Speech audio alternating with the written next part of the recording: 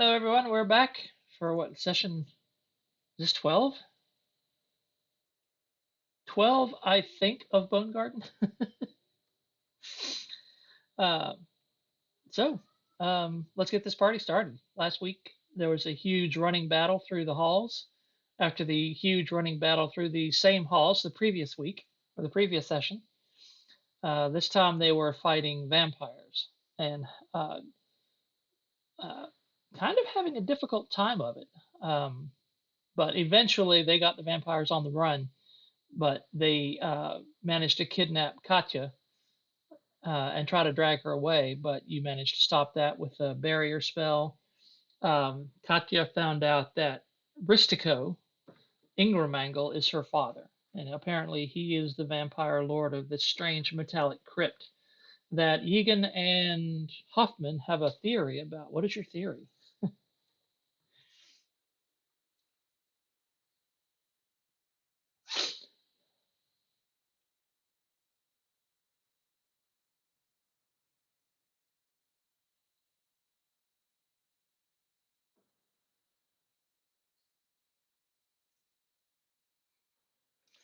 Yes, in this room over here, there was like a magic scrying window and machine controls that Hoffman was able to recognize as some sort of like basically up, down, left, right, almost like a targeting system, like for a weapon. Yep, there's cannons, there's cannonballs um, scattered everywhere. So anyway, so apparently living down below in this strange metal crypt is Ristico, who is presumably Katya's father. Uh, and yeah, at the end of the fight, you heard his voice from the other side of the barrier saying, stop all this combat. We will talk this through. Come below, and we will speak. So sort of like offered an olive branch. Um, so that's up to you.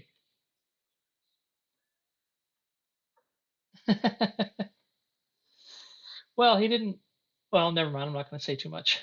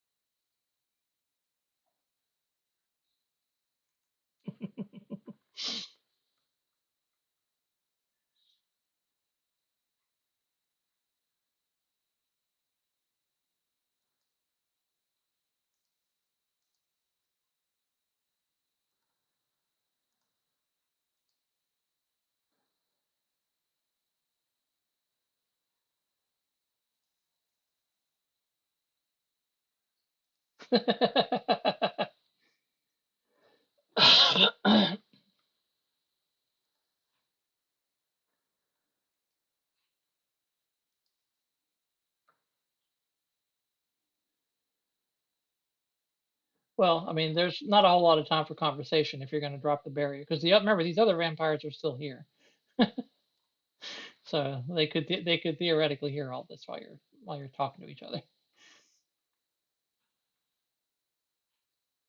Okay. Yep. Oh, that's right. Yeah, that's right. Because you saw Ristico and another vampire, and then a huge, almost as big as Johann, half orc um, vampire.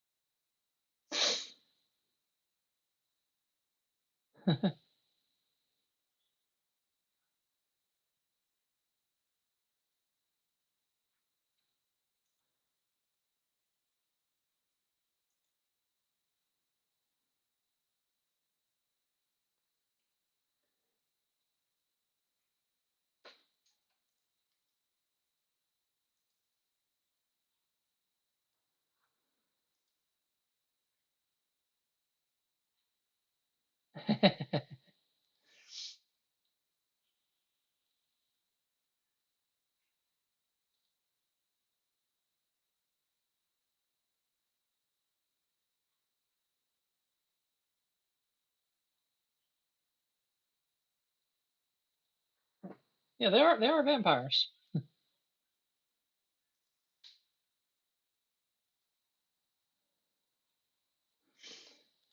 Okay. So I guess you guys head down. Yeah. Uh. Oh, sure. Right. Right. So yeah, the three vampires that you had been wailing on do kind of give you like the side eye. They give you the dirty look.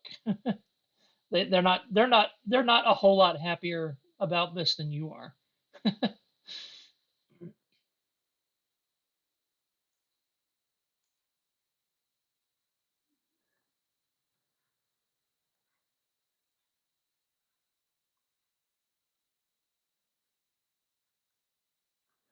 Well, no, Katya is with you.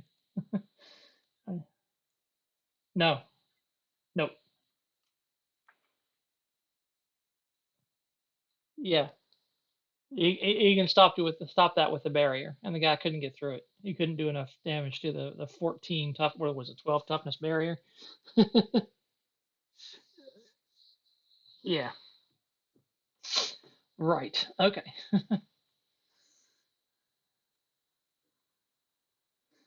All right. So they come down with you, and the half orc and the other Ristico, he goes down and just kind of walks off by himself. He's not bothering to wait for the peasants. But like the half orc and the other vampire, and then the three you had been fighting, they kind of escort you along down these corridors as you go down the tube into the third level of this weird place called the Dissolution.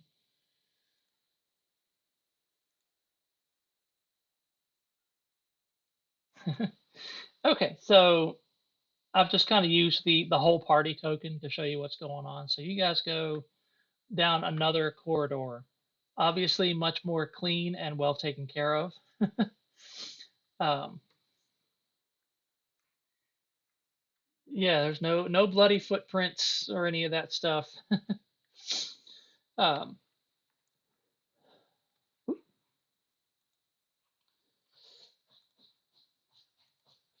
I mean, still, kind of rusty and ramshackle looking. Down here through all these, there's a whole bunch of doors here. Some of them are a little bit cracked open, and you can see stuff in there.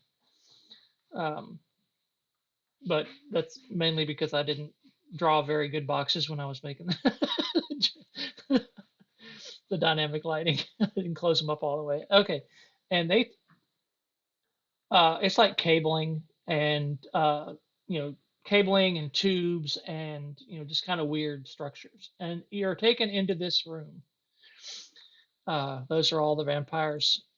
Yeah, I mean they're metal, but they're not um, kind of rusty. But it looks like they've been coiled up there with a purpose. All right, let me. Oop, I didn't open any of my PDFs. Hang on. Suede, Fantasy Companion. Yeah, the black coil is made out of a material you're not quite familiar with. It doesn't look like any kind of metal that you've seen before. It's kind of like a matte black. It's not shiny. Um,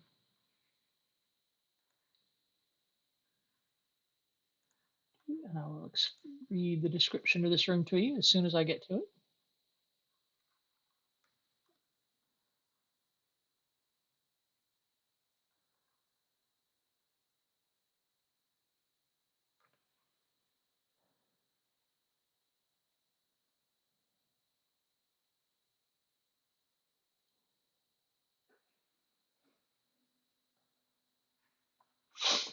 6 ornately carved chairs of darkly stained mahogany dominate this room.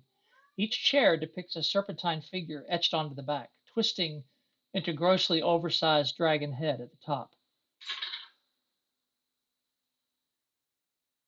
The head of the dragon features an open maw spewing an unknown substance in a thin stream.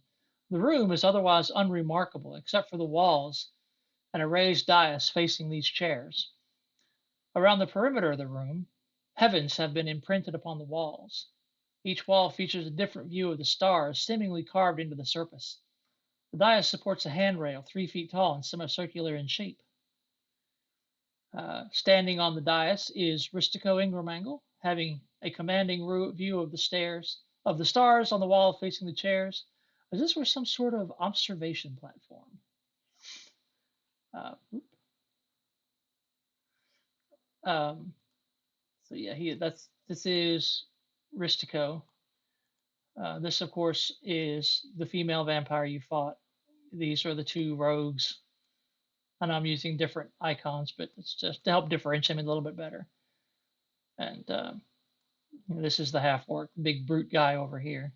He is actually up here on, kind of standing bodyguard, and you guys are kind of led to there. Uh, and make a notice check for me, please.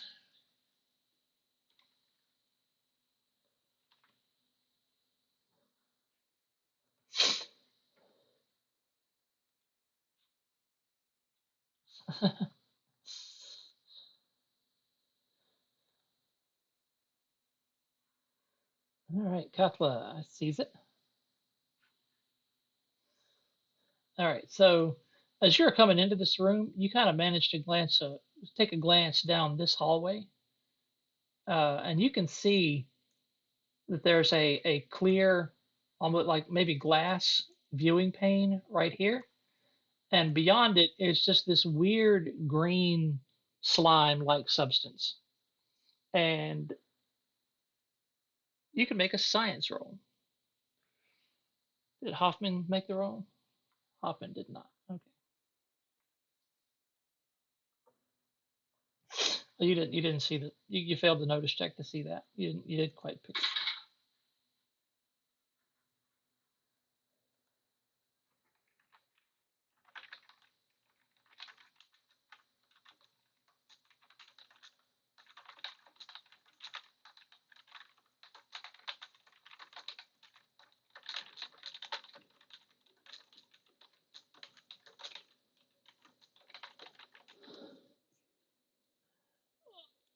Okay. Okay. Sweet. And did you roll your science, Katla? Yeah. Okay. Uh, yep, you sure don't. It's just this weird green goo. Um, Yigan, that is acid. So it's like the whole front of this thing seems to be filled with acid.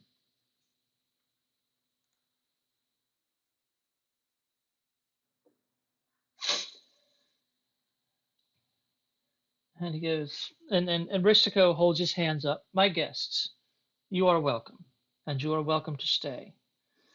And you can't help but notice some of the vampires are eyeing you maybe a little hungrily. Uh, Please forgive the rudeness of my underlings. There is precious little blood in the Bonegarden. I'm sure you understand. We all of us are hungry, starved beyond comprehension, but we are also strong-willed. I have placed orders.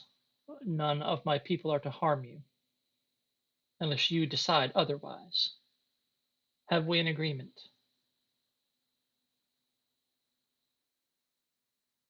Good. And he smiles, making sure that you're able to see his fangs. Katla, please come forward. He kind of holds his hands out to you. My child, can it be true? Are you guys letting her go? Okay. Any objection, Timber? No, you didn't even want to be here in the first place.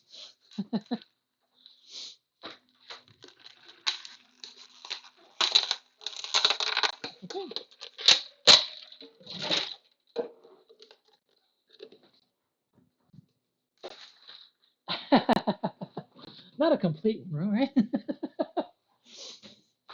Oops. Hang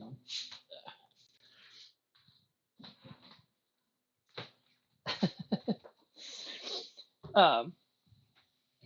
And so he, helps you up onto the platform. And kind of, puts his hand on the side of your head. I cannot believe it's you. I would have thought I would not see you ever again. What brings you to this horrible place?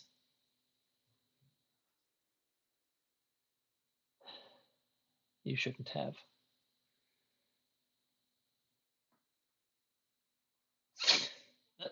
The man I was before, the life I had before, is long over.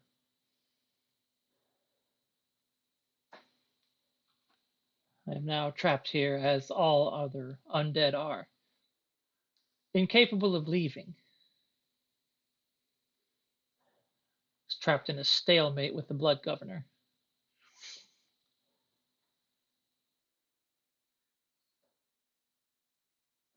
Well, that's a name you've heard before. Yeah, yeah. Blood Governor is a lich.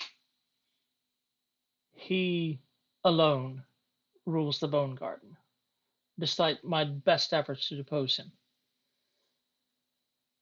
He has destroyed me on multiple occasions. Fortunately, the Bone Garden makes it so that I cannot die. But you should leave, Katla. This is no place for you. This is a place of the dead, and you are not dead. Nor should you want to be dead in this place.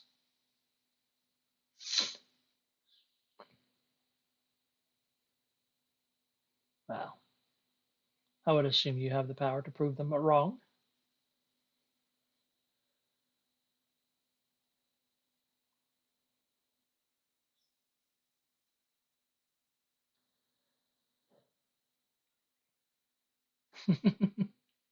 Not quite dead. That is not dead, which can eternal lie.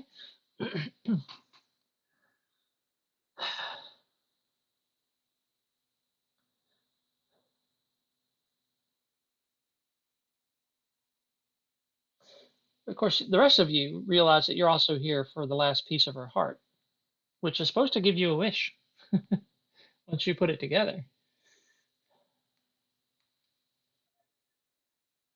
That's right, it's here. That's why you came here, because the last piece is supposed to be somewhere here in the dissolution.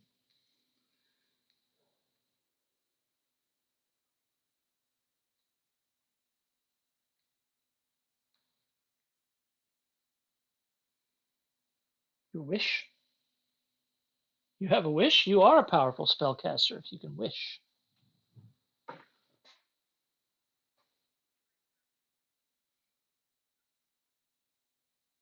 He kind of gets a confused look on his face. Well, whatever do you mean, child?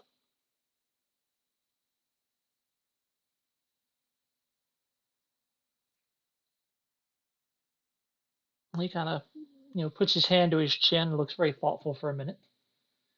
You say once this jewel is restored, you receive a wish.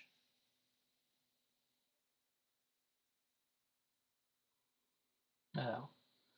He turns to Hoffman and Johann, quote unquote, since he's assumed that he's here, I guess, but even though technically he's not. Um, and Egan, it seems then that we are in a position to make some bargains. The rest of you, did you come to accompany her on purpose? Are you her escort in this atrocious place? If so, I would ask you to have her leave immediately.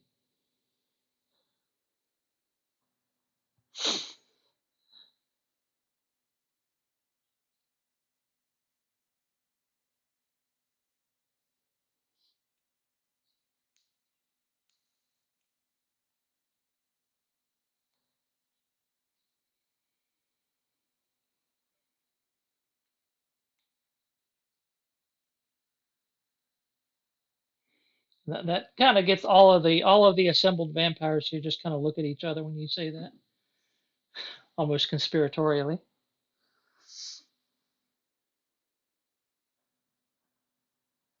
Yes, you could, says the female vampire, and the rest of us with him. We are his entourage, and we are loyal to him.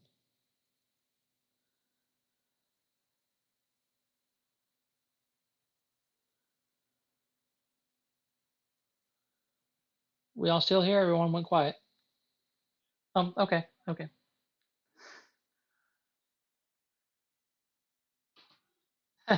Wah wah. Yeah.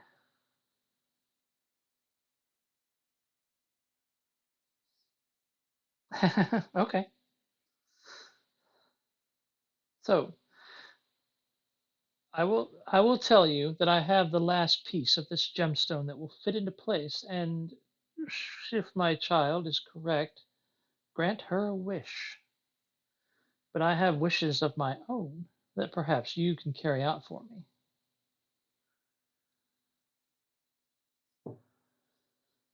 He points to the space here.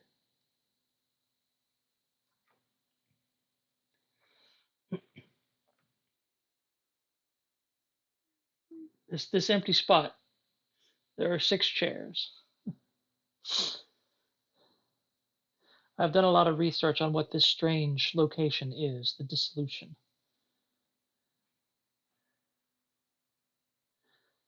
He points to the first 2 chairs,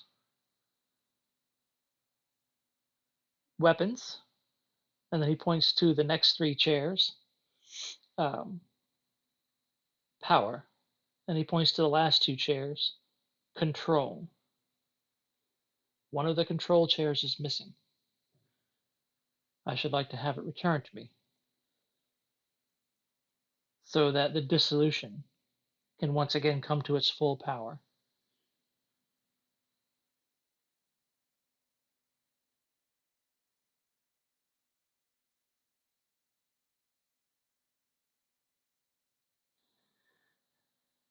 In one of his foul incursions into my home, the Blood Governor captured it, returned it with him to his estate, or to his crypt. Presumably he has it still.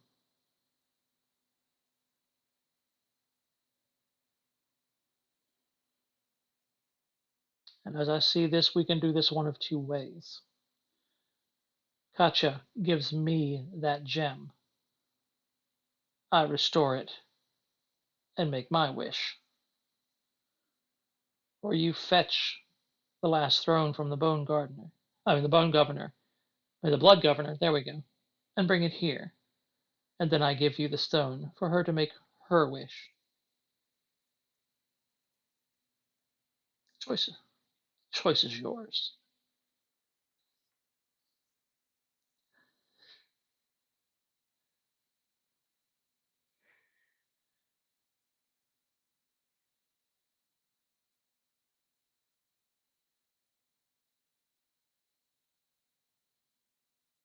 Mm-hmm.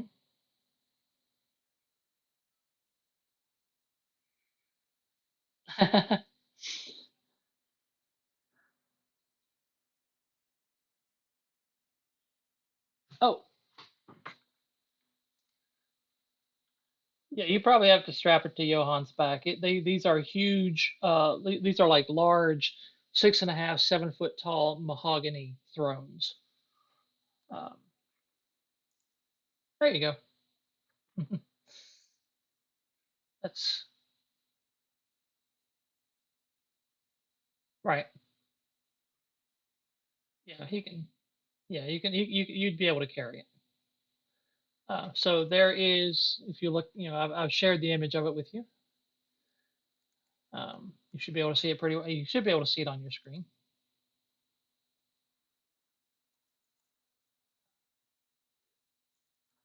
Oh, this should be on top of all that. Can you see it now? Oh, nope. Hang on.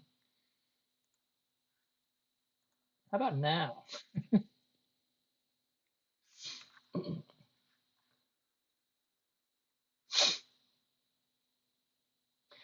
And uh, out of character, Luke may know what this thing is now.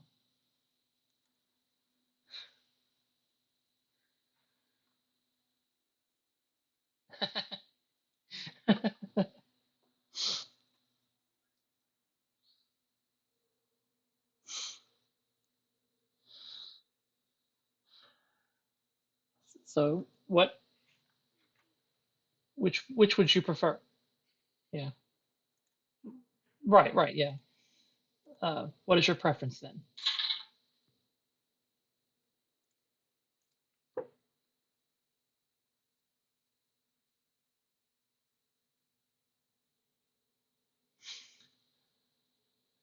And Ristico looks down at you and says, "Give me the stone, my child. The wish will be mine."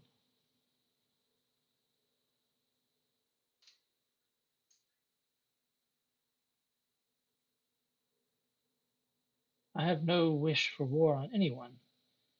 I wish only to leave this place once and for all.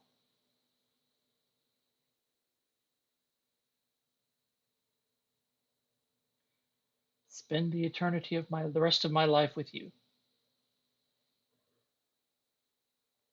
And he smiles at you like a loving father.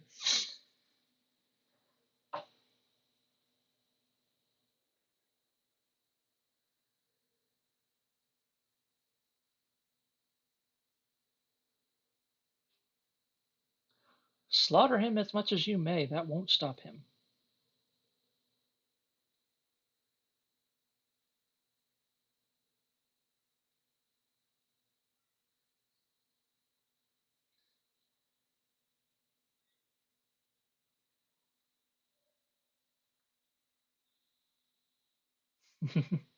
And if nothing else, if I am able to repower the dissolution, it will give me the advantage I need against the Blood Governor.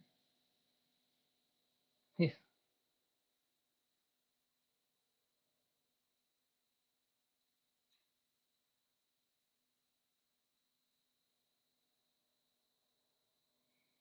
all will be irrelevant. If it all will be irrelevant once the dissolution flies again.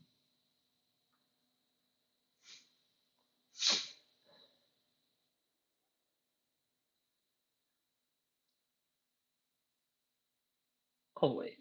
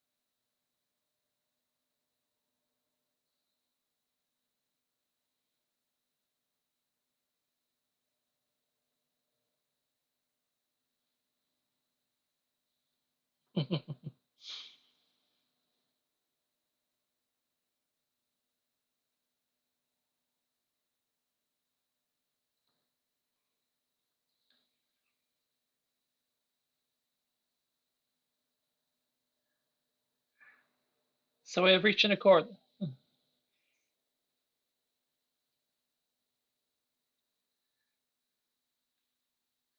So we have reached an accord then. You will go to the governor.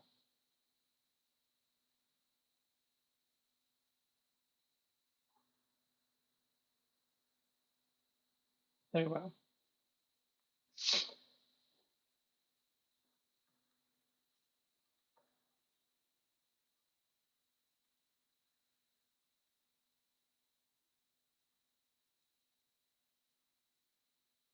Their only task is to dig the dissolution out of the soil, which will no longer be a problem once it's active. They won't bother you. But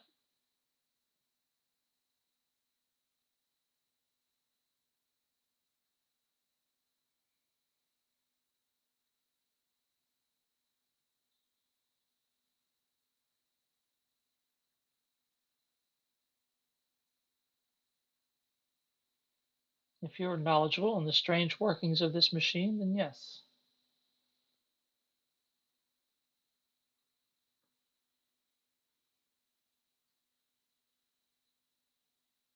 Good. Now, if you will, you're welcome to stay here for the evening. I will promise you your safety. If not, you are free to go. Or Lisa will show you out.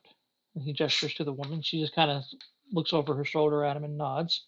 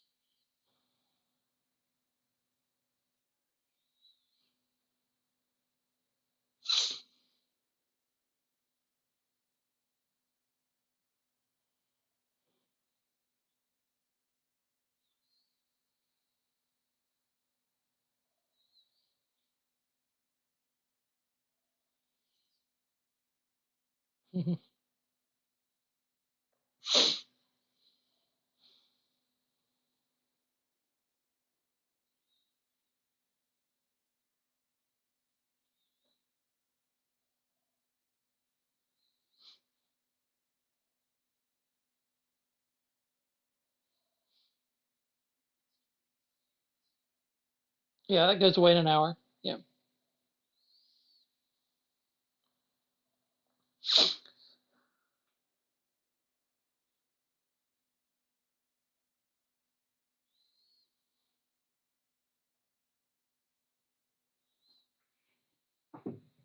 Okay. You are taken out this way. Woo.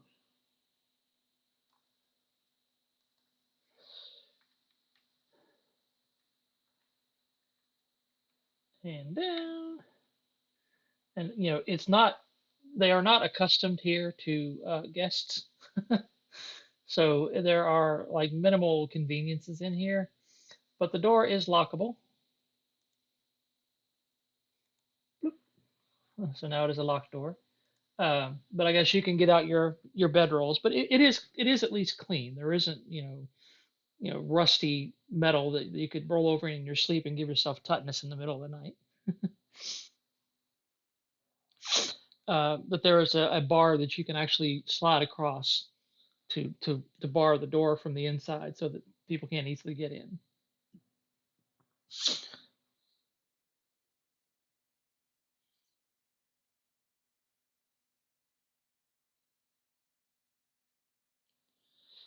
Okay. Are you setting any kind of excuse me? Are you setting any kind of watch or anything like that? Or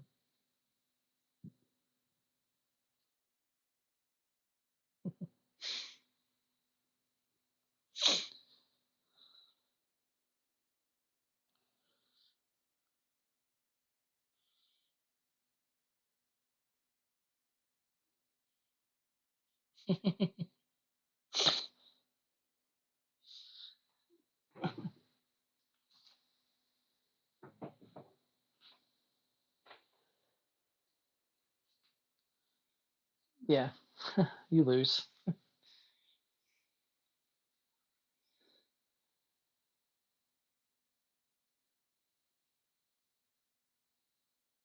Havoc throws people into walls and does damage. And it is uncanny sleeping in here. It's weird. There's like a strange cold, absolutely pitch black without light. There are weird noises like clangs and bangs, and maybe in the middle of the second watch in the darkest part of the night, whoever was that's Yegan or okay. Uh, well, whoever it would be on watch during the middle of the night, you think you hear screams. There's sort of weird metallic echo to it because it's obviously coming from deep somewhere deep within this weird metal vessel. But you kind of think you think you hear screams. There's metal clanging, and at some point in the night, you hear a lot of like scratching and experimenting on the other side of the door, like something is out there trying to get in.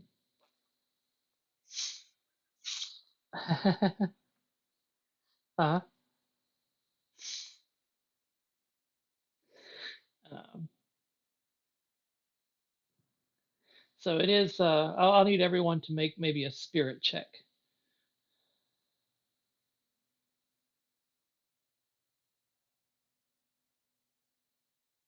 Egan's good.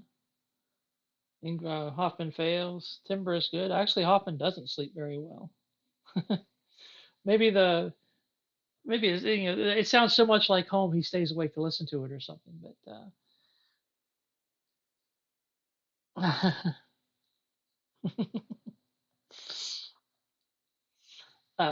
But it's just the rest of you kind of have a fitful sleep. It's restful. You don't wake up with a fatigue or anything, which is what this role was about. But it is a kind of an awful, a fitful, uh, terrible sleep. Um, Katla, what is your nightmare? Hmm.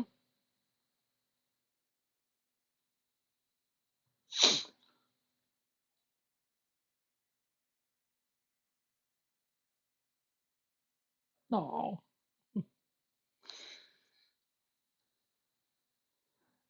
Timber, what is Timber's nightmare?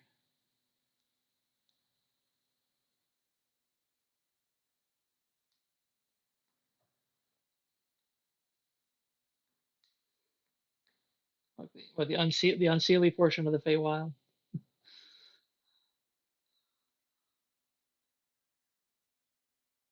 Hmm.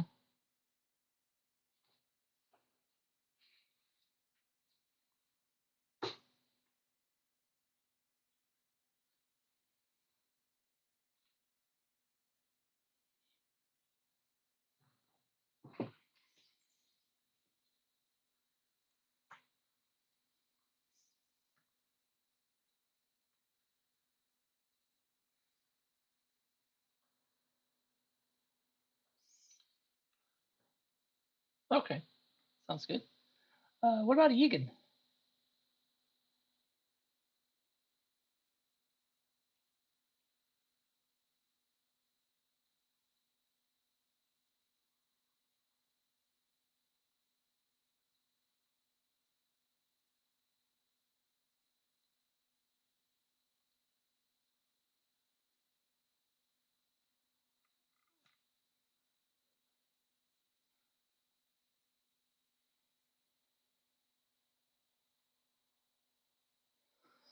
Okay, that is that was pretty grim. And what is Hoffman's nightmare?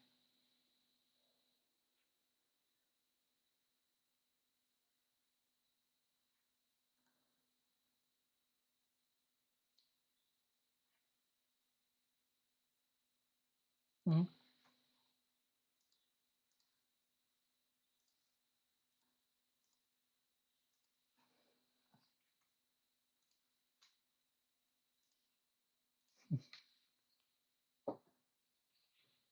Oh, harsh.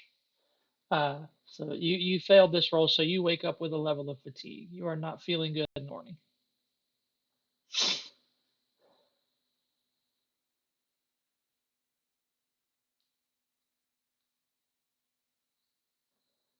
But everyone get your power points back if you had any to get back. And there comes a tapping on the door. Tink tink tink tink tink.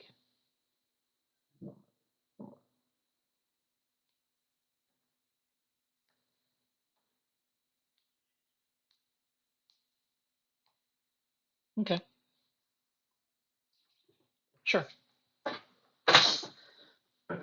It is Elisa. I've come to show you to the surface.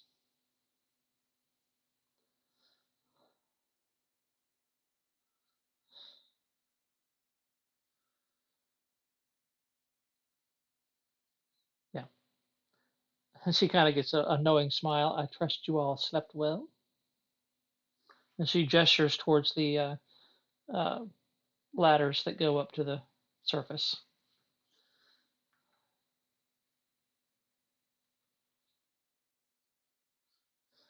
Well, I mean, to climb up and out. And she says, I will take you as far as the top floor, but I will not venture into the sunlight. I'm sure you understand.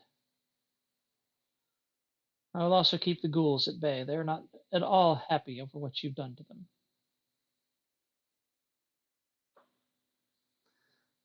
The wolves will not bother you. Oh, it's the wolves. That's what she said. The wolves will, the shadow wolves will not bother you. You're free to leave yeah, right. I get it. Yes, they are under under Lord Ristico's command to not harm you.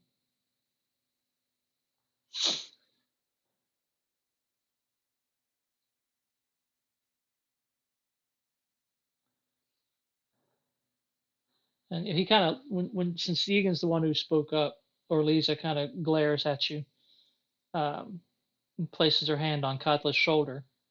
Return her to us in the condition in which she left.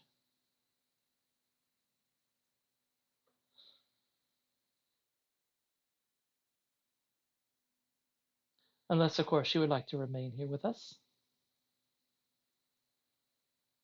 she says, looking at Katla.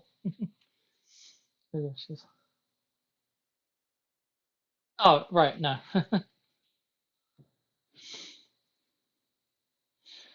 She's basically offering Katla the opportunity to stay here, which would be kind of boring for Chris, but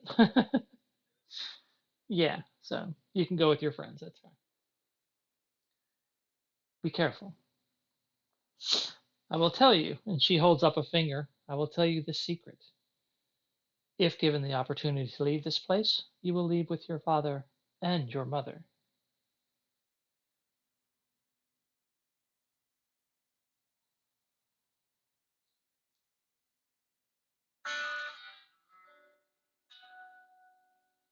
She will, soon enough. Giving birth to you weakened the poor dear, which is why Ristico brought her here. The Bonegarden saw fit to bring him back after his first death as a vampire.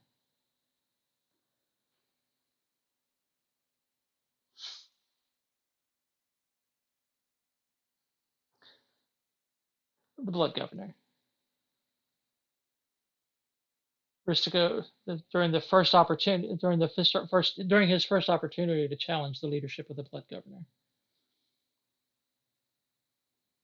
When the Bonegarden brought Ristico back, he was a vampire. Oh, wait a minute. No, he was already a vampire. When the Blood Governor brought Ingramangle's mother back, she became a vampire. Got it backwards. Because he already was one, which is why Chris's character is a great one.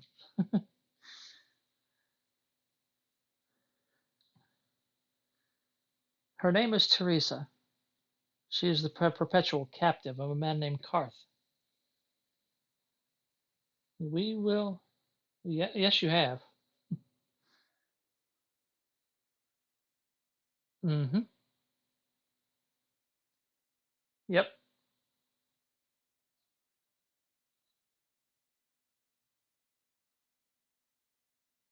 Since he dusted her.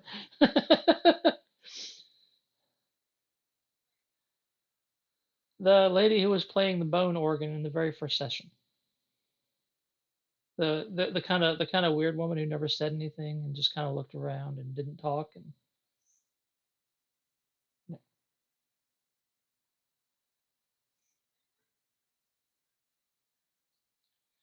Well, you wouldn't have had any reason to know that she was your mother. Yeah, but she wouldn't have had any reason to think that that was her mother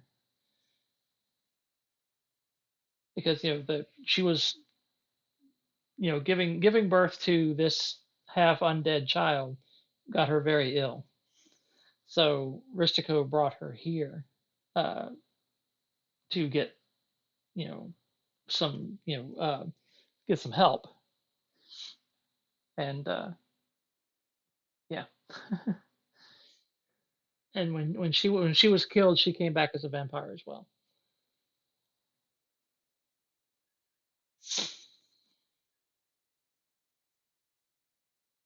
So definitely come back to us, child.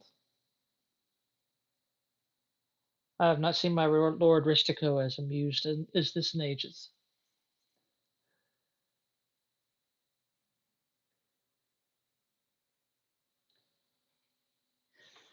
And she, takes you up and out.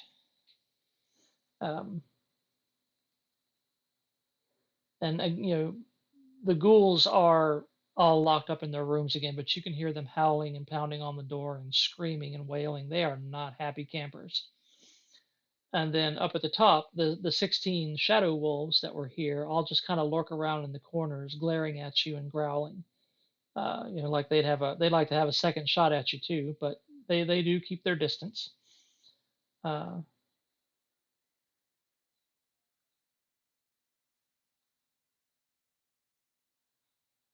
they will listen to my master's child.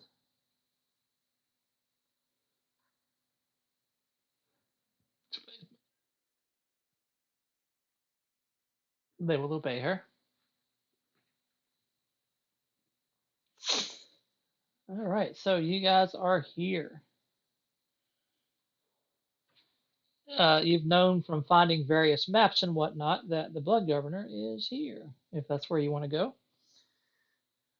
or if you want to explore some of the other weirdness, and then maybe tackle the Blood Governor next time when you have the whole party. Because there isn't a time limit. Um,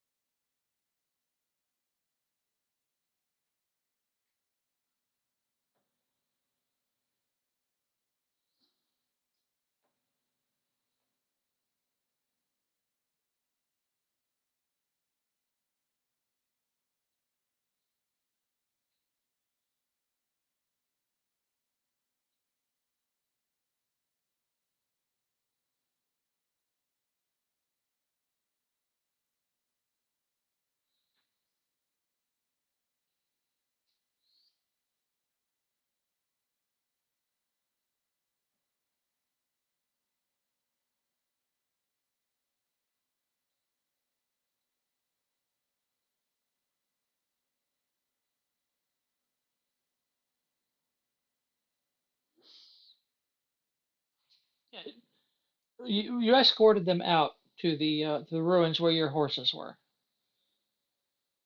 Yep. Yeah. No, it was a woman and her kids, a boy and a girl.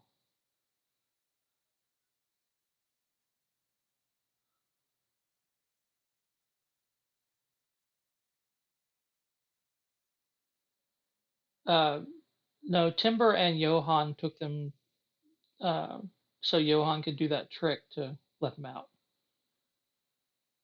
The Oh, Johann escorted them. Well, no, that's why I said Timber. That's why I said Timber and Johann went. I think I think I think Bob and Anders' character went and basically went down that long tunnel to where they could get out, and then Timber opened the gate when will open the barrier like clerics can do, and they got out.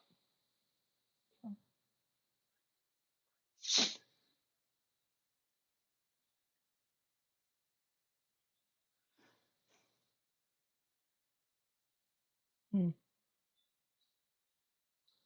But I'm pretty sure that you did escort that woman and her kids out. I may be wrong on the timeline, but yeah,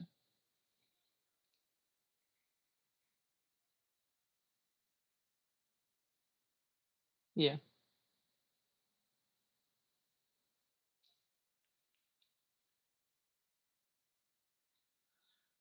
yeah. I'm pretty sure they are, but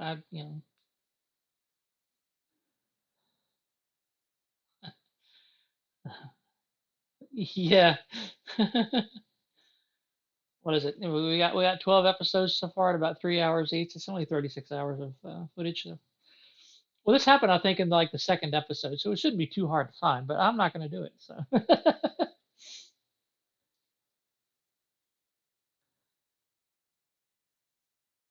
yeah. If we were a big podcast, we'd be using video too, because it's but this is just for us. Someone asked a while back. I'm sorry, I missed it. What level are we starting at? Oh, I think that might have been asking on the Discord. What level are we starting at in the zombie game or something like that? Novice.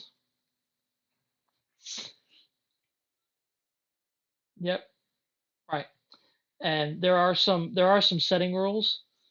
There are some setting rules that you can't have a stat or a skill above D8 to start, because the idea of dead end is that you're average schmucks. You're just nobodies. You're wild cards, so you got that going for you, which is nice. But you're not like action heroes. So you're capped at a D8 on your skills and attributes, and you can't start the game with any combat edges. There is an edge that lets you get combat edges, like prepared for the apocalypse or something. Like your character was a police officer or someone combat trained, a military person or whatever. Yeah, but you've got to get that edge, and what that edge does is it removes the cap on skills, gives you 15 instead of 12 skill points, and lets you buy combat edges as well. So, but first level, average Joe, no combat edges. That's really all you got to know.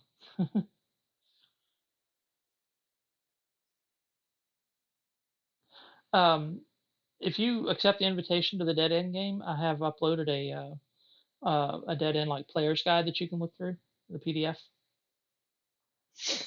So yeah, I don't think there are any new skills introduced. There are some new hindrances and new edges, but I'm not aware of any new skills. Uh, and Anders has challenged everyone to make a version of yourself, but you don't have to do that if you don't want to. Yeah, yeah, just kind of like what I did. Just focus on, if you want to do that, focuses on the skills and hindrances that are like definitive of you. Because if you like with me, if I listed all my hindrances, I'd have like most of them. So just pick the ones that are like front and center, first and foremost in your life, and how you see yourself. And don't sweat the small stuff. I mean, don't overthink what skills you have. I gave myself a D6 in repair. I can't do crap with a car engine, but I can fix a computer. So I just gave myself a D6 in repair. We'll leave it at that. It's good enough. just just don't overthink, and if you want to do it that way. So anyway, and of course it's not you, but it's like you're playing this character as if it was you. Uh, so that way we don't have to role play the nightmare of losing our loved ones and such for real. uh, yeah, and it starts in New Orleans anyway, and so I will tell you guys that it starts in New Orleans. Anyway, back to this game. uh, yeah, streets would be full of people. Anyway, yeah,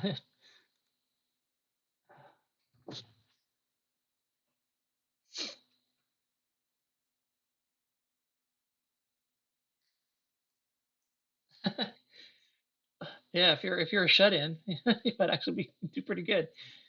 Uh, anyway,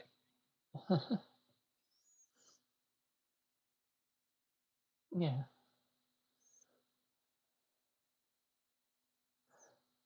All right. So, what's the plan?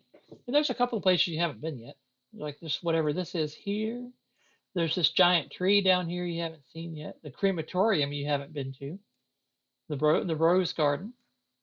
The windmill of woe, and then whatever this black thing is here. And there's a weird throne on a hill. Nope, that's just like a gravel pit of some kind. And then whatever this is down here, I don't think you've seen that either.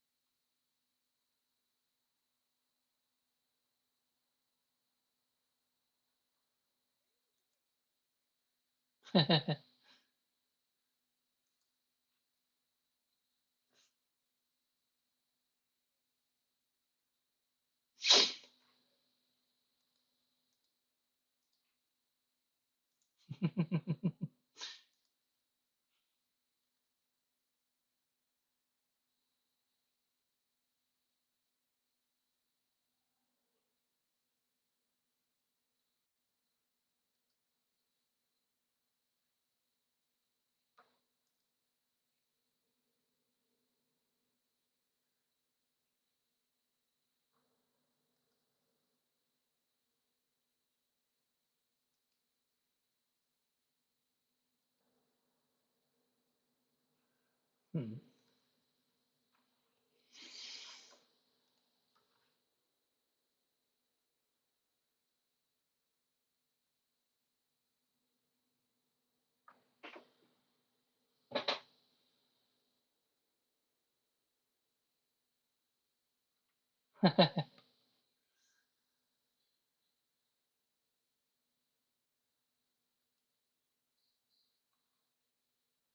Yeah, it's the babbling of water in a creek. It's the rustling of leaves in a wind.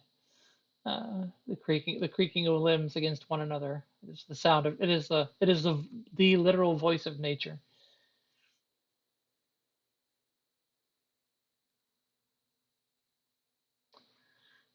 So I guess you're gonna go straight to the BG then.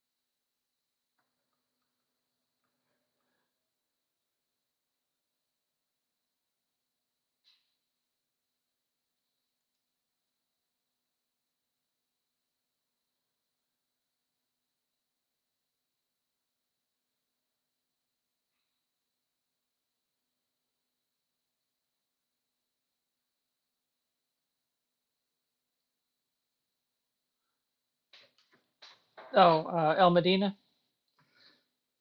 the heavy set lady floating in the vat of water.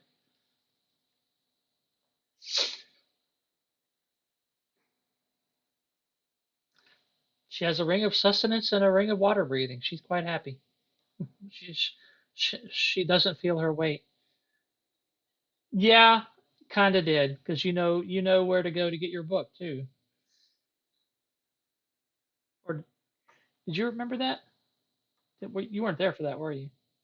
I think. Yeah, I think. I think what I did tell you though, because the group did find out. Your book is with Espat, who is a pit fiend. Uh, yeah, down in the you know that place she went where you encountered the headless pawns in the first place, and you defeated them, and there was that angry little Darrow that came out and was cussing at you for breaking his equipment. It's in there. That's the refinery of Espat the Pit Fiend. Yeah,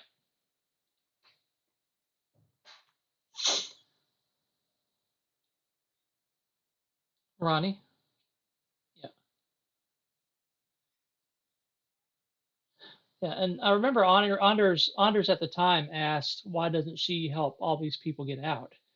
Uh, and I didn't I hadn't really completely read her description again to get refreshed on her abilities, but she is a lawful neutral, uh, celestial.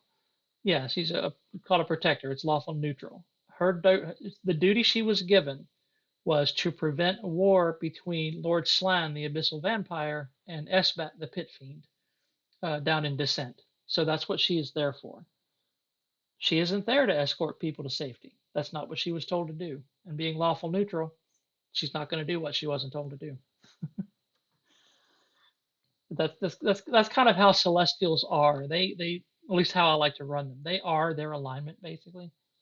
So she was given an order. Your job is to prevent Espat the Pit Fiend and Lord Slan the Abyssal Vampire from going to war with each other in Descent and destroying one of the few havens for living people in the Bone Garden.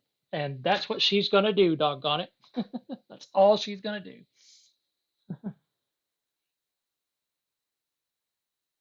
Yeah, yeah. So unless you can convince whatever deity sent her here to give her another task, she won't do it. Anyway, just a little peek behind the scenes. Um, so are you gonna go back to descent or okay? So you know of three ways to get back to descent. The ossuary, but of course it's been overnight now, so these places are all populated. Yeah, so the ossuary, but the the denizen, the big demon that you guys fought, and all the bone cobblers and all those things are going to be back now. There's the Valder Mausoleum, but of course all the five Valder ghosts that you fought when you first came here, they're all going to be back and not particularly happy with you. And then the other entrance is through the Great Mausoleum, which is where Karth and Teresa are located. Uh, of course, they'll both be back, and the specters. Remember the specters on horseback that charged Hoffman? The seven specters and their horses. They're all going to be back as well. So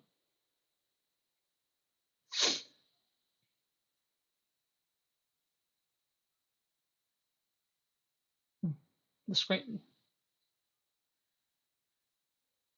Well, the first time you went to Descent, you went through the Valder Mausoleums.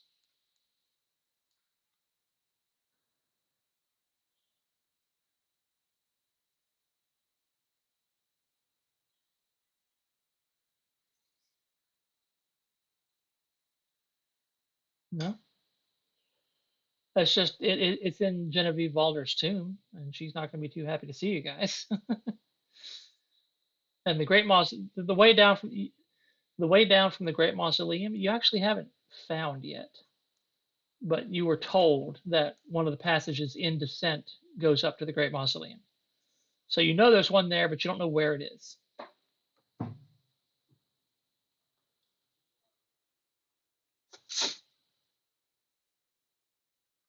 The windstorm. Yep, could be.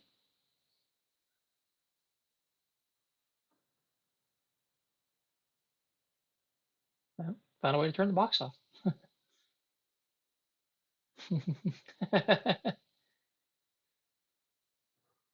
Something that'll fit in a backpack.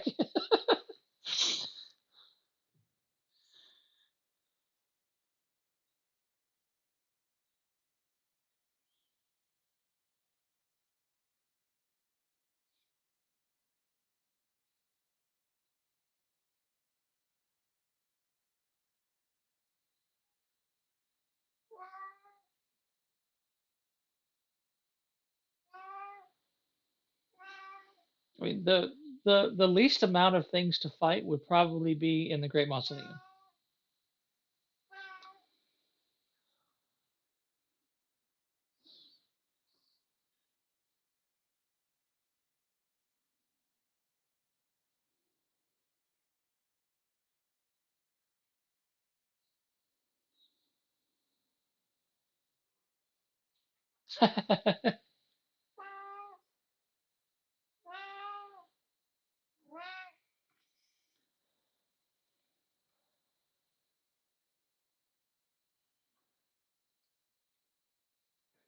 There you go. Your mama got the booty.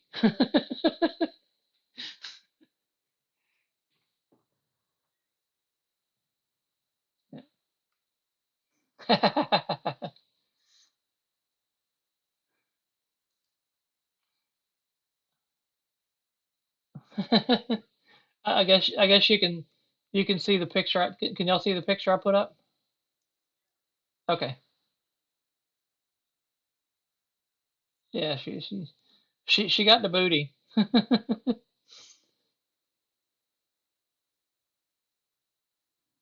And another thing is you guys have his sword. So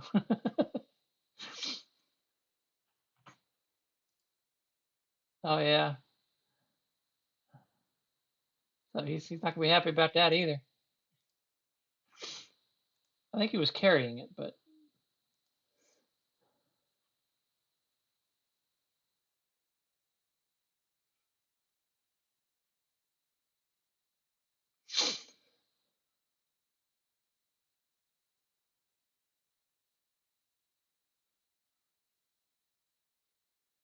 Yeah.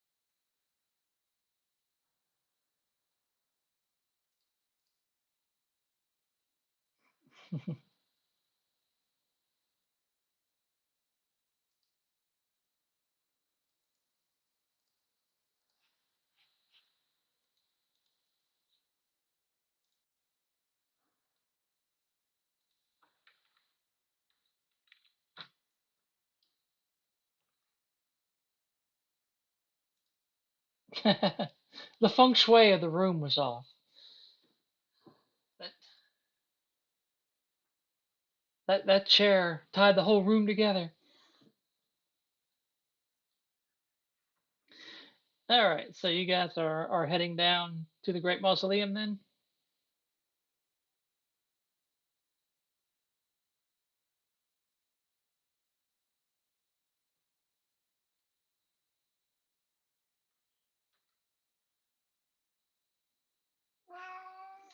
Okay. We no random encounters yet.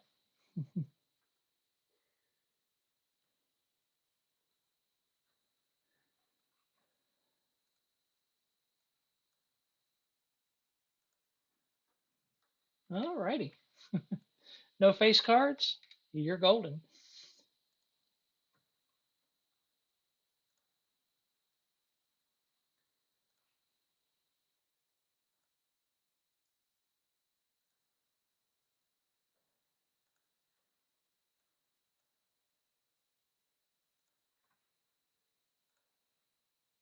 Oop,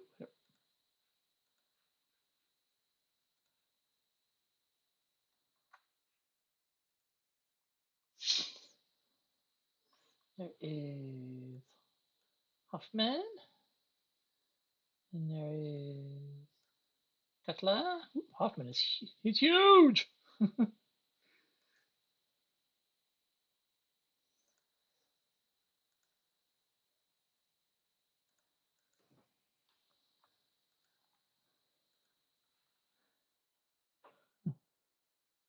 Yeah, there is Timber. Timber is also unusually large. I don't believe they exist.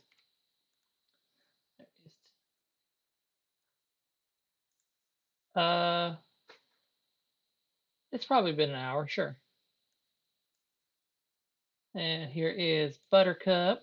Oh, Buttercup is immense. Buttercup grew 3 sizes that day.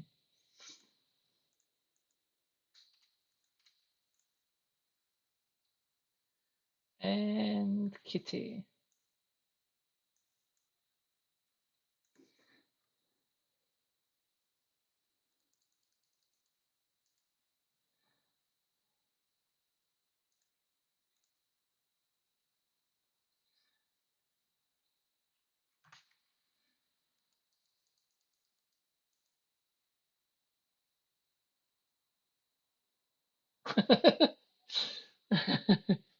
Well, there are,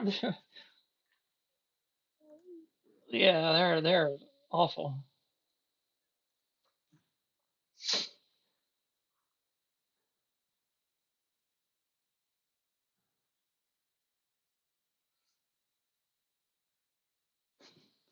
Okay, so you're back here, this weird building rising up out of the stinky bog. Not quite as stinky as the plague bog, but still rather unpleasant.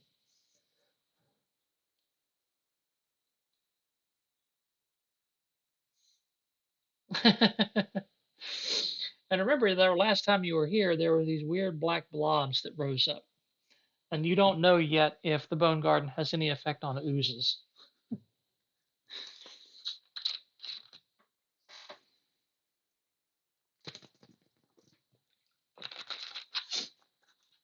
All right, so who's going up to the door? Okay, go for it. Also, what?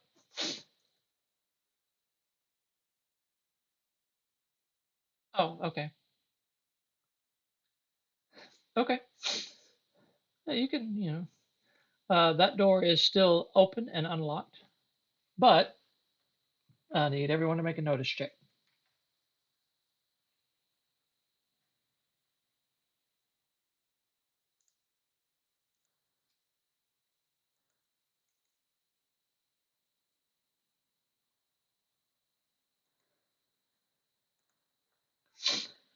As you're approaching, you got a raise.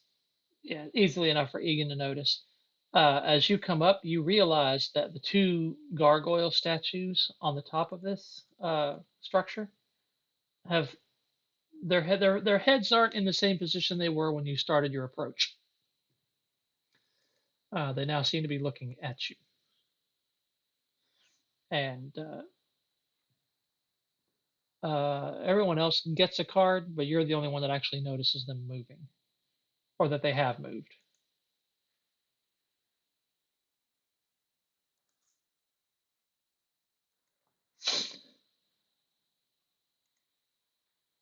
Add a turn. Add a turn.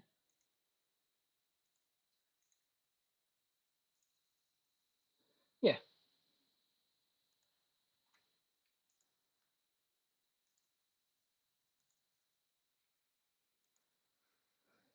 Oops, I hit the wrong thing.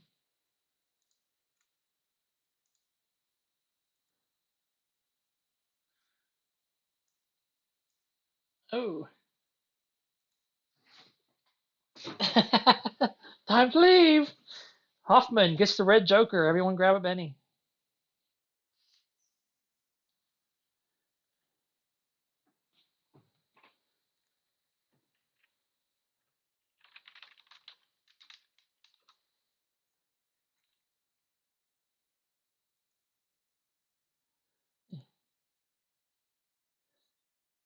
Yeah, you should be able to.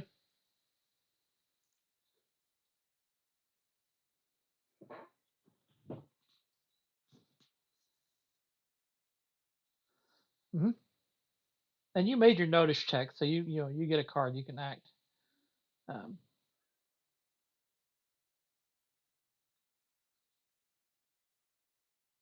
okay.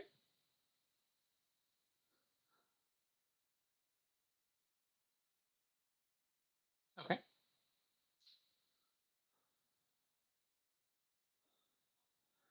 That is a hit. That's all you needed.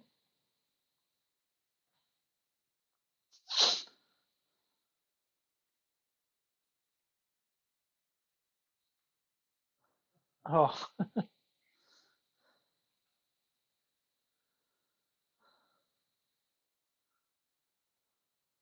that is 10 damage. Shakes him. So your Thunder Brace rattles out. Oh, did you add your +2 to damage? That's 12. Alrighty. Because the Joker makes it 12. All right. Your Thunder Brace rings out and just kind of knocks this creature down, and it falls sploop into the water. Egan. And these things weren't here last time.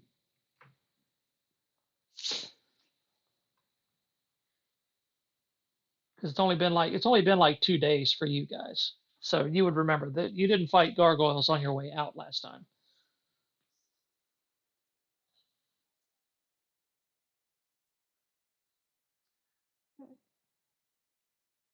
Okay, you could probably grab it by its ankle because it's up on top of the building. Yeah, I'll let you reach up and do that. So give me an opposed fighting. Athletics. Right. You're right. You are correct, sir.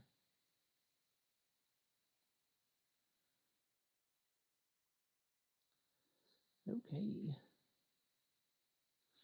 Get my turn order thing out of the way here. I got a 7. It manages to wiggle its foot out of your way and hisses at you. Well, shoot. I guess I didn't give them a card order. All right. Well, they go next anyway, so it is its turn. And Katya, you're next. All right.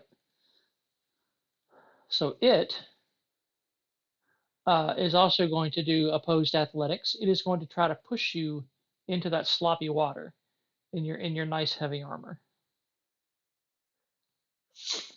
So it's doing it is spending a Benny, a DM Benny. No, it's an extra though. Only double ones is technically a crit. So technically, that is the one good thing about being an extra is you can't crit fail, but you don't get a wild die either. So all right, so it's gonna sit with an 8. So give me your athletics.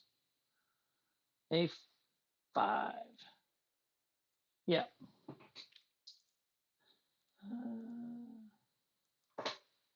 PSH. Push.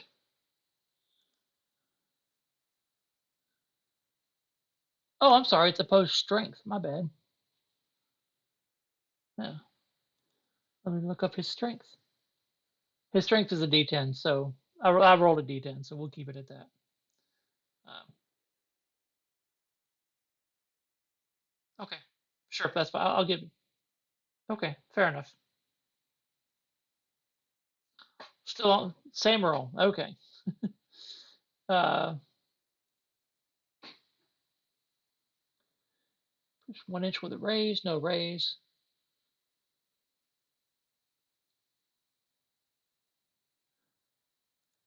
Yeah. Okay. So yeah, he pushes you off into the water, and you go sploosh.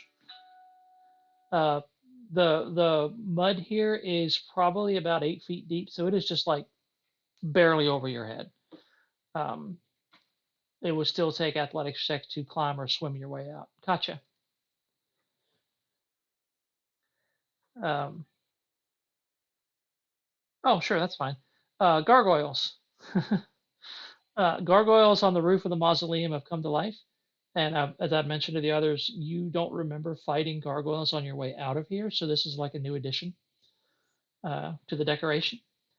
Hoffman has already destroyed one, and the other one just pushed Egan into murky, muddy water over his head. And it is your turn.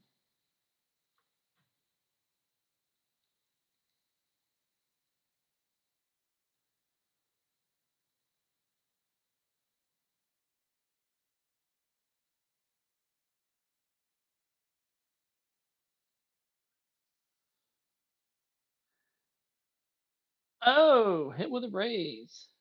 Nice. 10 damage. 10 damage will shake it. It'll shake it, you'll take it. Unless you want to spend a Benny to reroll your damage.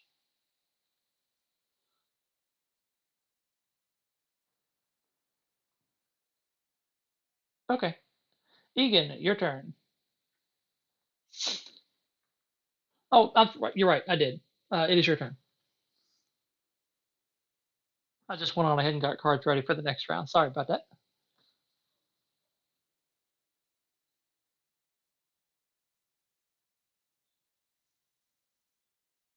She says, okay, but if you never do that again.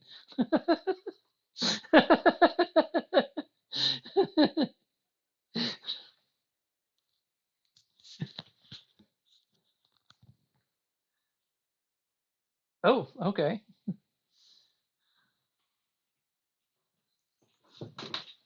Not a crit fail.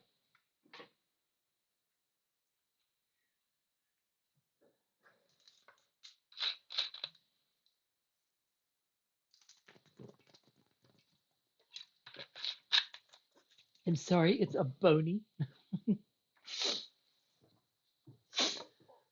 Oh, Yeah, she really didn't like. Actually, no, dynamic backlash. All right, so if you click up on the top right corner, there's the menu with the three lines and the three dots. Yeah, click on that and scroll down towards the bottom where the rollable tables are. And there's one that says dynamic backlash. Click on roll. Let's see what really happens to you. You are stunned. Uh, you are so you got the stunned. You subtract 2 from all arcane skill rolls for the rest of this encounter.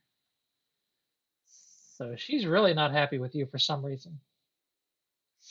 I think there's a thing you can click that says, I don't know if there's a thing that you click that says stunned. Okay, cool. Let me pick a token icon for you. What's a good stunned icon? Oh, there we go. That looks like stunned. Ah! And so yeah. Stone with stunned, you're distracted till the end of your next turn, and basically it's like the advanced form of shaken. You have to make vigor checks to get yourself back on your feet. Um, but you're distracted for a turn and vulnerable until you're no longer stunned. And you also fall prone, so you kind of drop out of the air. Okay, Egan, now it is your turn. Okay.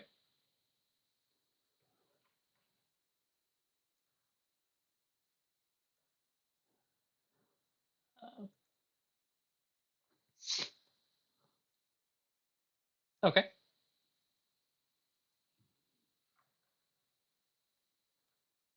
Oh,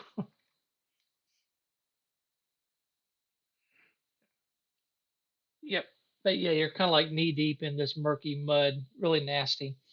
Uh, you're holding your breath though. You got a few more rounds to hold your breath. Katla, back to you.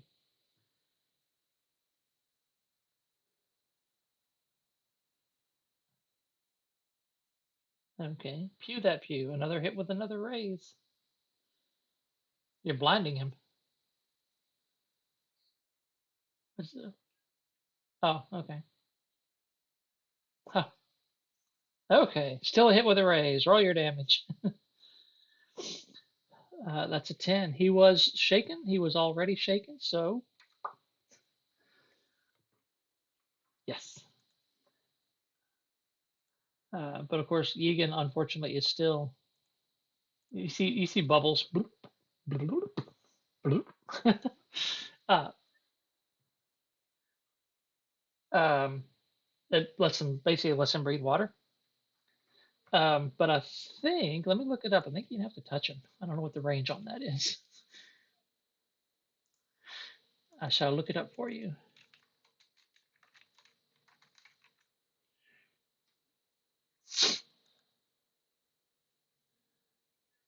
Range is smarts. But what's your smarts die?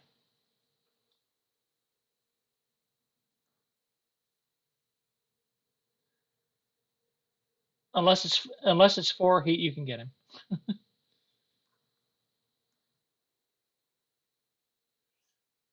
Yeah, you're fine.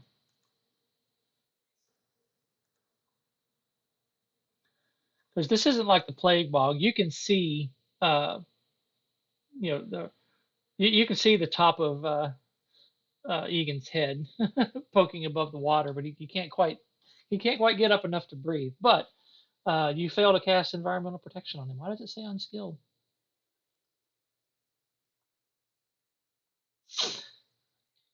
There you go. Okay, you are not having any trouble breathing now, Egan.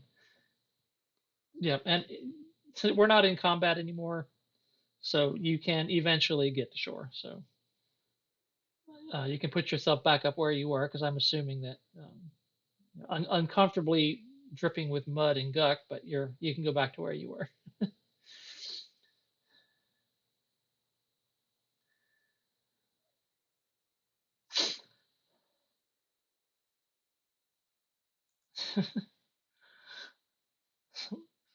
Somewhere in descent. And you should be able to. That's true. Yeah, you rented it for like a month, and it's only been like 2 or 3 days.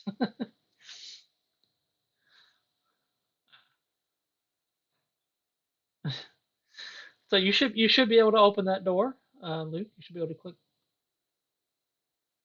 Yeah,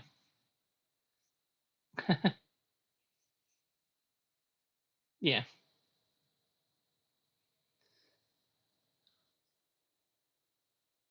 yeah. You still see the you still see the. I mean, mud is a part of nature. There's nothing wrong with it. uh, the weird black oily stains all over the floor and the coffin scattered about, but you don't see any of those weird oozes.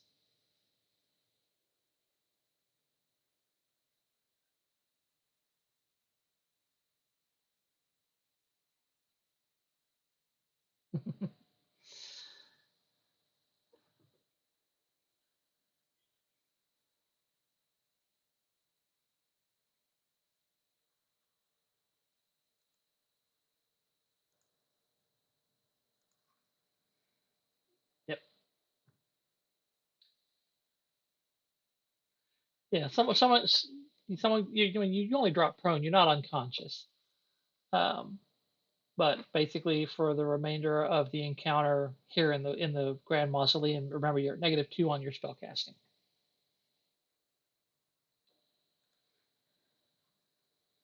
All right.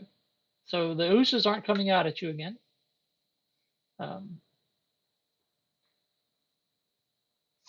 so I guess you're continuing back down these stairs.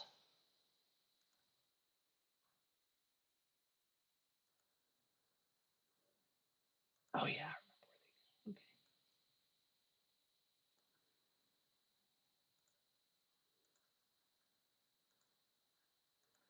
And since you've been here before, I'm going to put on daylight mode so you can see your way around a little bit better. I haven't put you on the board yet.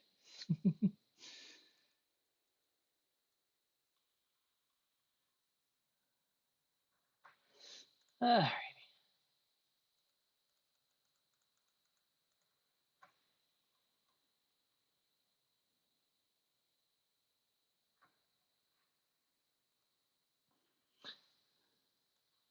Sally's Wolfman, also again huge. I need to figure out why they're auto sizing like that and nip it in the bud.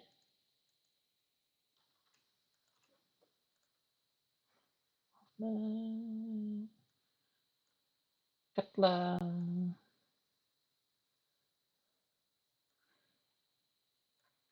Timber, who's bigger than everybody now for some reason. All right. 2 units by 2 units. And Egan, who's always normal sized. Okay. If you'll remember, this region here is the wide open area where the specters on horseback charged in a mounted charge for Hoffman. Um, so what do you do from here?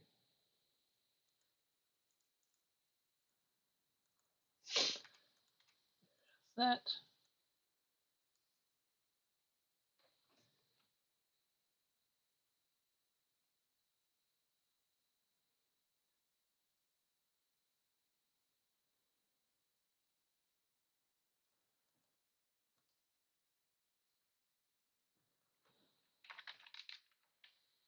you hear the music, by the way, the pipe organ.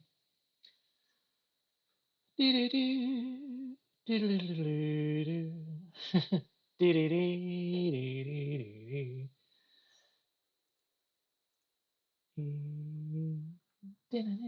little Bach, little Johann Sebastian.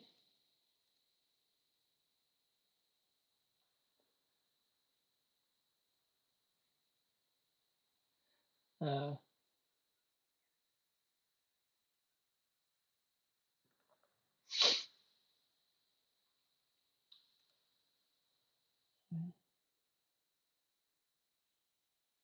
yep,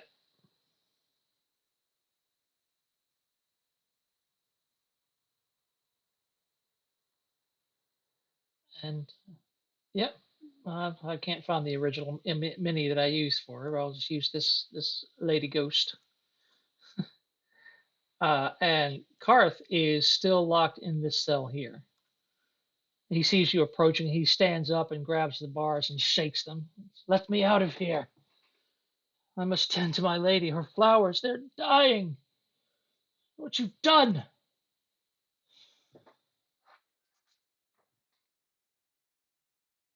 He reaches his arm through. No! That is vile and vicious.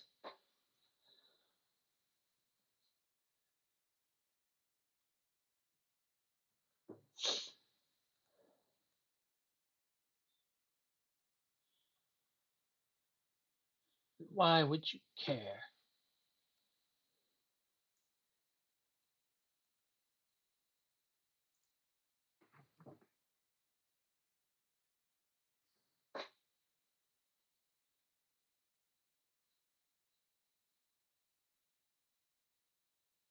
Well, give me a persuasion check.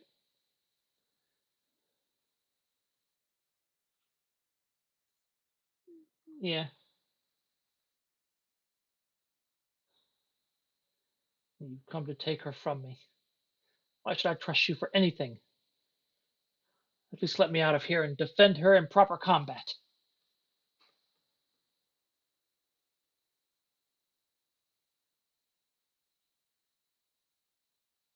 And yet she does not.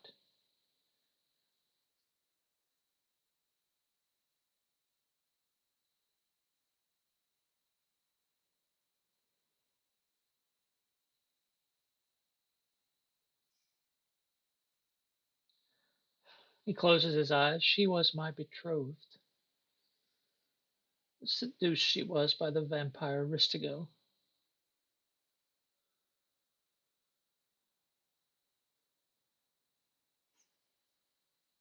and she became his betrothed, and then his bride.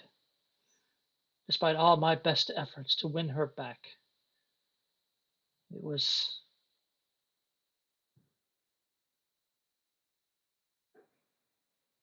She kind of looks at you, and he looks at you. In the grips of a vampire's charm, there is no free will.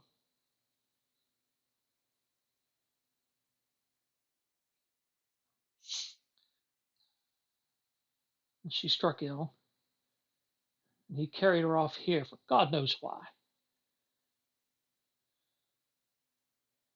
I followed. I took her back from him, but look what he'd done to her.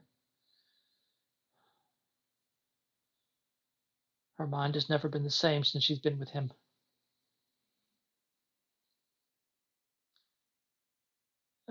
You can make an occult roll.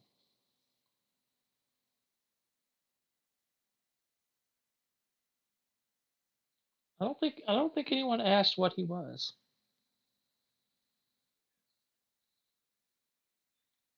Bob just rolled a 7. Oh, yeah, he's a white.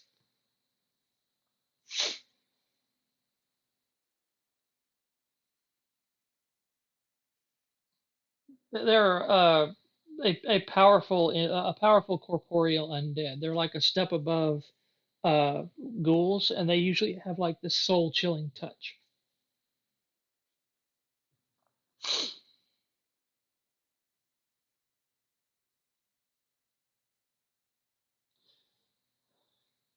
He just kind of rattles the bar again. That monster took both of our lives, trapped us in this half life, where we can never leave this place. And her mind, ruined as it is, all she can think to do is play the organ. She loves no one anymore. And he just kind of looks at her longingly with that weird incel vibe that you got from him the first time you met him.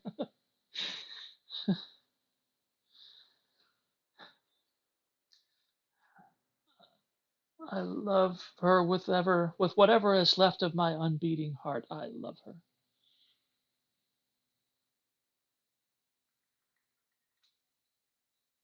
Okay.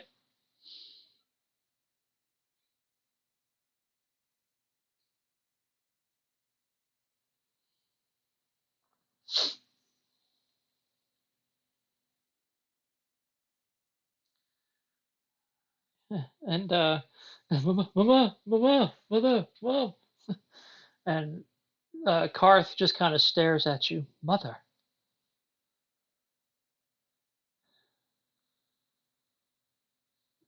Teresa had no children away from her foul child. And give me a persuasion roll.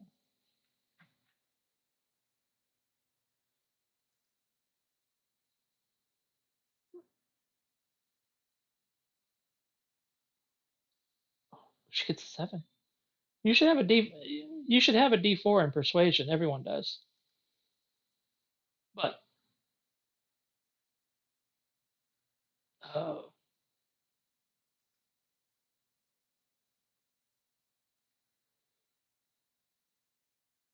and that outsider wouldn't apply here. Um, so you can either keep that roll or roll again. I mean, you did roll pretty good. uh, yep, yeah, that's right with a raise. As she's playing her organ, she actually misses a note for the first time. Keeps playing, and then the tune changes um, to a lullaby, like a child's lullaby.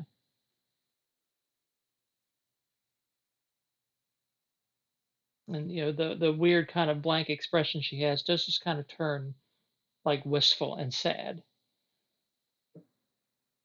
So you get the feeling that she is communicating, but she does so through the organ. So there was some recognition there, and the fact that she started playing like a child's lullaby. There is some kind of recognition there, but she's still not communicative.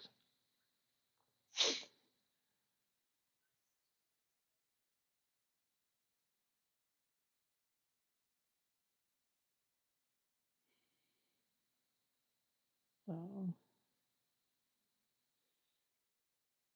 yeah, the instrumentation, the song she's playing becomes a little bit more upbeat. It changes to more of like a thrilling concerto kind of thing. So exciting. Um, and of course, Karth is just kind of leaning on the bars, wistfully listening to her play. What a weirdo.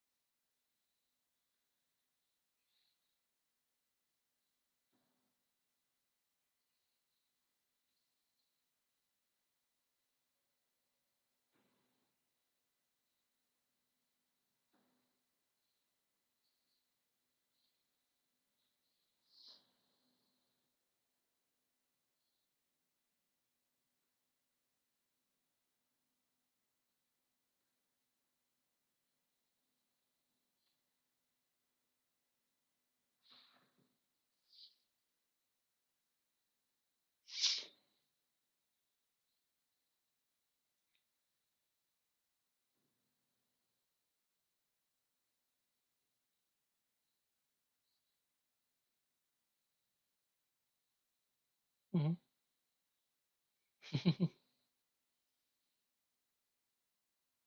Okay. And Karth is like, yes, yes, the music is the only thing that brings her poor mind peace, her shattered soul. Uh, She's exceptionally good. She was probably a bard in life. Um, so you follow along, and she kind of pauses for just like a half a second, but doesn't miss a note. But just kind of moves into the same tempo that you're playing with, and it seems to be, her expression still doesn't change very much, but she still, seems to be enjoying the experience of playing with someone.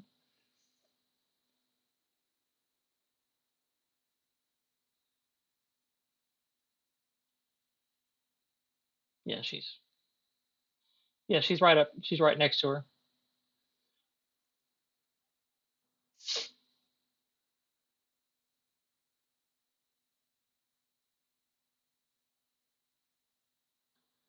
So yeah, she's responding to your playing.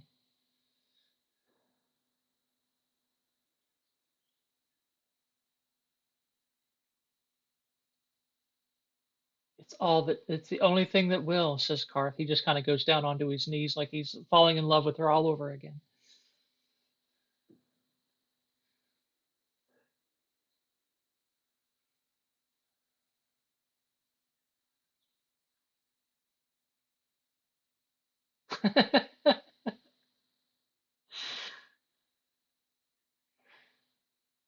This man is completely in love in the most pathetic way.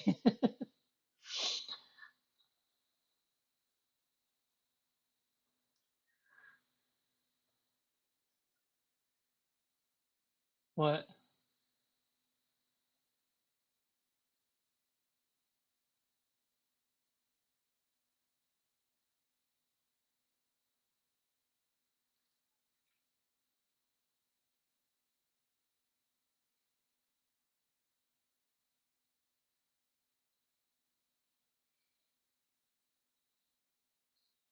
Yeah. Yeah. Well, he basically what he was a wealthy man who was betrothed to her, and then Ristico Ingermangle romanced her out from underneath him. Um, their uh, their love is what produced Katla, but Teresa was rendered very ill by giving birth to a vampire child, or not, a grave-born child, and Ristico had heard that there may be somebody in this weird bone garden place that could help her. So he carried her off here, and then they both were killed in some way, and they became vampires. And Karth Karth followed, and apparently he must have died in the bone garden at some point too, and he is now a white. But somewhere in their history, he got her away from Ristico.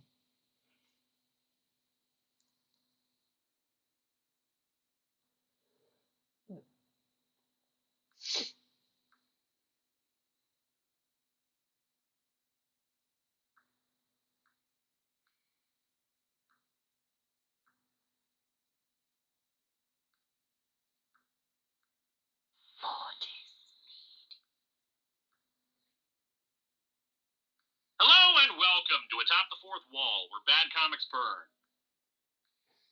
burn.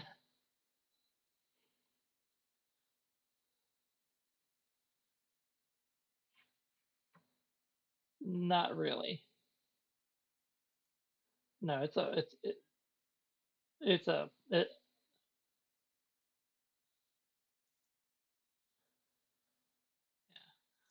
it's a pipe organ. Yeah. It would you'd have to either, it's not a harpsichord, it's a pipe organ. Look at it. It would have to be dismantled or just left here and get her a new organ.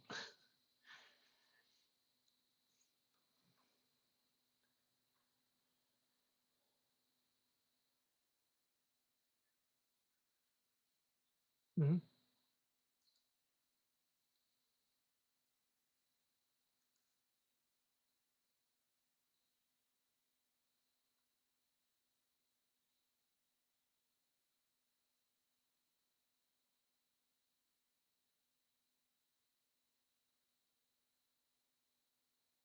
Away, away! You're taking her, and he starts shaking the bars again. No, you mustn't.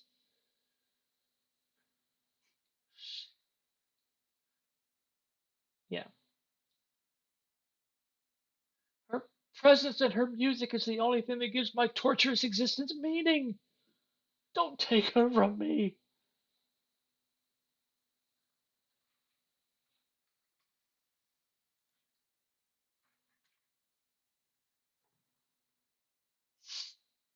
Okay. Give me a persuasion check with a +2. Yeah.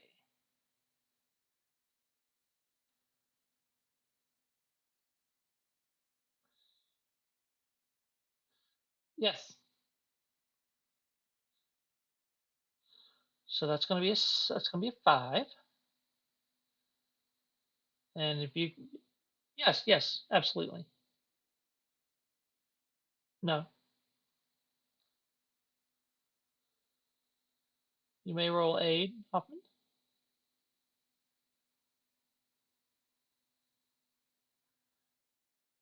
That's a 6. Yep. All right, but she accepts it and kind of looks down at it. It's the keyboard's a bit smaller than what she's accustomed to, but she puts her fingers in the right place and then starts playing.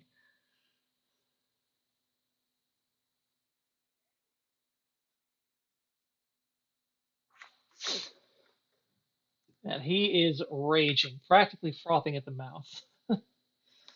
Uh, the bone chilling cold radiating off this guy for him being white is just kind of chilling this whole cavern now. Just screaming and shouting and telling her, telling you not to take her from him and destroy him permanently if that's what you're going to do because his life has no meaning without her and all that stuff. The Bone Garden will not let me die.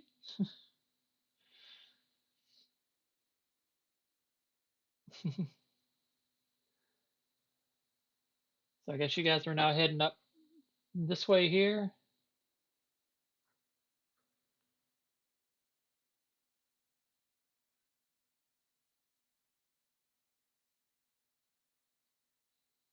Well, Orlisa, the female vampire at the dissolution, said his last name without her knowing, without knowing what it was before. Um, well, actually, I don't know, just to sow drama and a little bit of discord. She was reading your mind first, because she did communicate you with you telepathically. So she, might have realized what you were really here for. Drama. So, but you've got her. She'll follow you if basically you're going to have to hold the karimba so she can play it. She won't carry it. She's practically catatonic when she's not playing music. So basically you can walk backwards holding it while she plays it.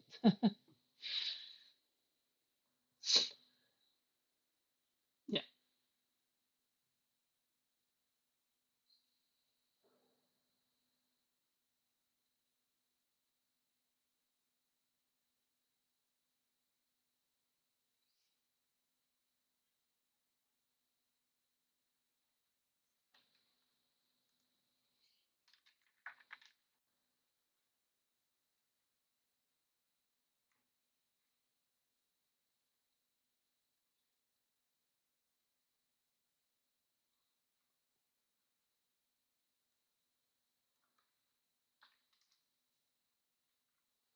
Okay.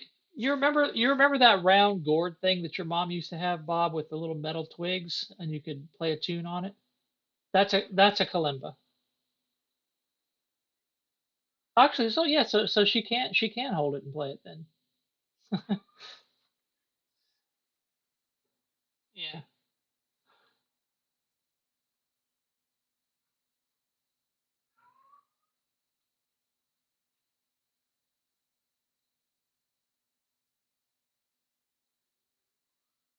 yeah. She gave it to me, and I actually have it. I know where it is. I can bring it Saturday if you want to see it again.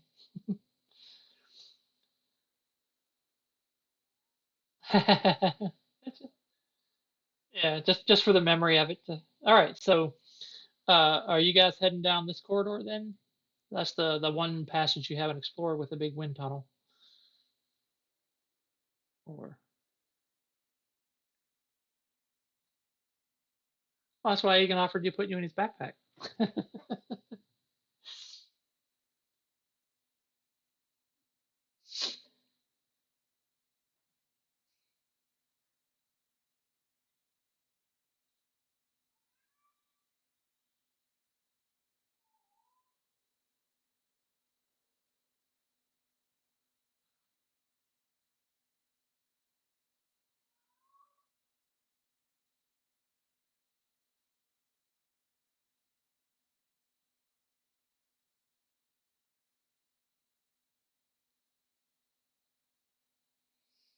And what was your what were you going to say, Luke?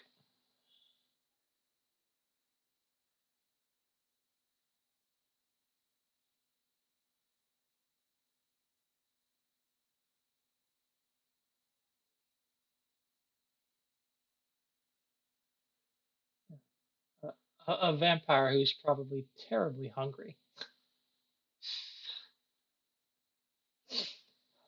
Oh, that is Katla's mother you're talking about.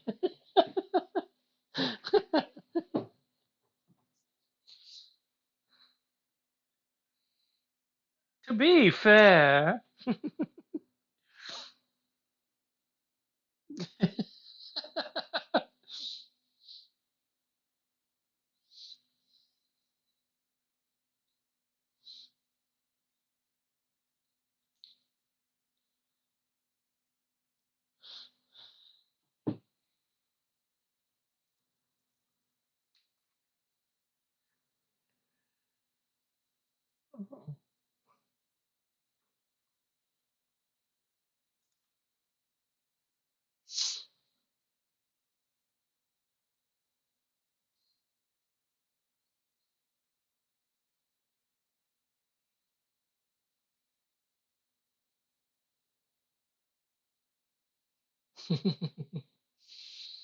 All right, so you're going back to the dissolution with her? Okay. Okay. And to keep others safe from her. All right. It's a wee early, but I think I'm gonna call it here. I need some prep time for next time. But we answered some good questions. We have good things going on. So we're this is a cool place.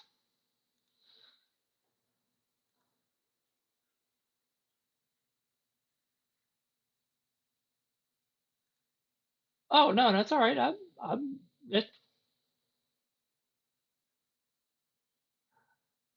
right. Yeah, you destroy undead, not make friends with them.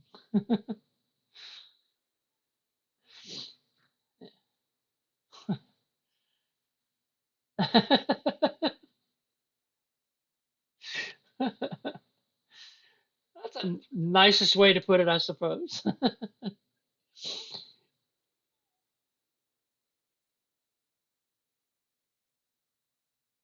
That's true. You did once already. What about that, Kadla?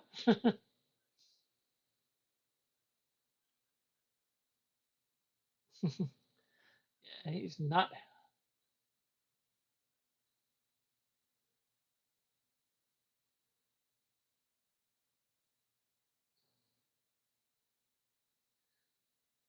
Yeah, so you kill him, he'll be back tomorrow morning.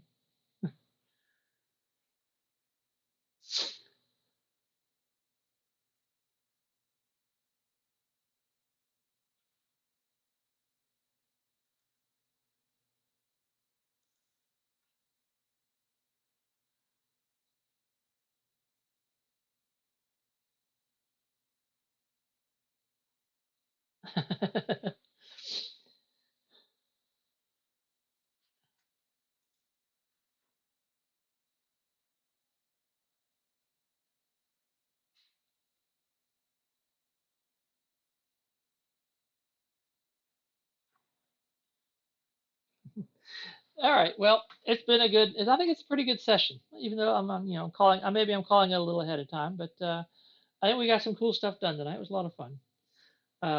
See some of you tomorrow for Demigods. Yep, you and Chris.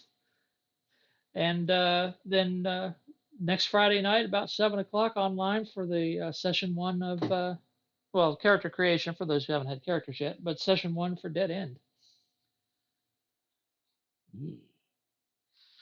Woo-hoo. It's gonna be a little bit different from the game Ed run. This is a brutal setting. So be prepared. Oh, really? You're not gonna next week?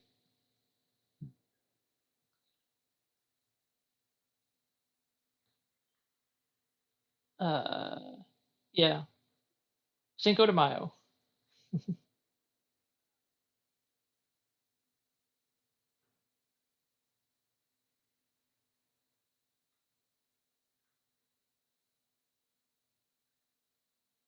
Okay,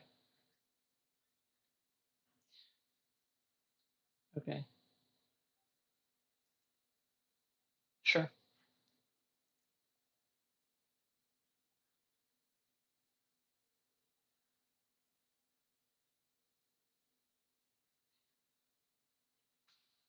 sure. Alrighty. All right, that's fine. All right, so